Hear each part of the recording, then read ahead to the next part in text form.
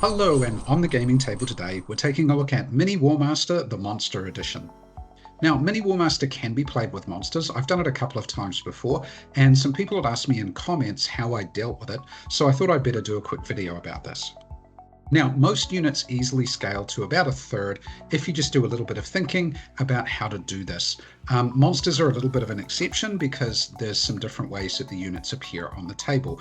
In Mini-Warmaster, basically everything's 1/3 effect. It's one stand instead of three, and so on. So, one thing to note at the beginning here, character mounts, I'm leaving those alone in terms of monsters. That does make characters a little more powerful comparatively this way, but I think that's okay. Won't worry about that too much for now. There is kind of one exception I put into that, which is dragon riders, and we'll talk about that later. Now, flyers and other units that are monsters, for example, something like dragon ogres, being monsters, we don't have to worry about them too much. They just scale normally. So basically one stand for a unit instead of three, as in regular Warmaster, and that's just the same as every other unit in Mini Warmaster. Now, most monster units are 1 per 1,000 points, and so we don't have to worry about that too much. And a lot of single stand monsters have a wounded status. We can take advantage of that when we're thinking about how to deal with monsters so that they're not too overpowered compared to the other units in Mini Warmaster. So basically, just let it start as wounded. So for example, if you've got a Sphinx, instead of having 6 attacks and 4 hits, it would be 3 attacks and 2 hits.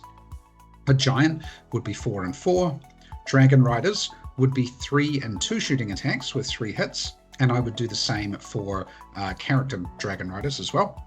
And then a Stegodon would become 5 and 2 shooting attacks with 5 hits. They're about half the effect. Now remember, they're still monsters, so that means when they charge, they're still going to get their +1 for charging and +1 for being a monster charging. So these numbers are going to be a little bit bigger and quite meaty, quite effective when they get into combat.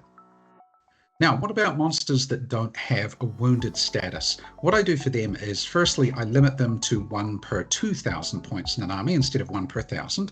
And also, I make a couple of small manual changes to the combat stats, usually, right?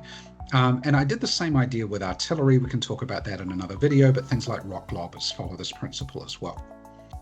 So in terms of these manual changes, what I do is modify the combat stats by about 2/3, and this gives about 1/3 the effect on the table overall. So if you think 1 for every 2,000 points, you're only getting half as many of these times 2/3 combat stat results. That's about 1/3 effect, which is like the 1/3 scaling in Mini Warmaster.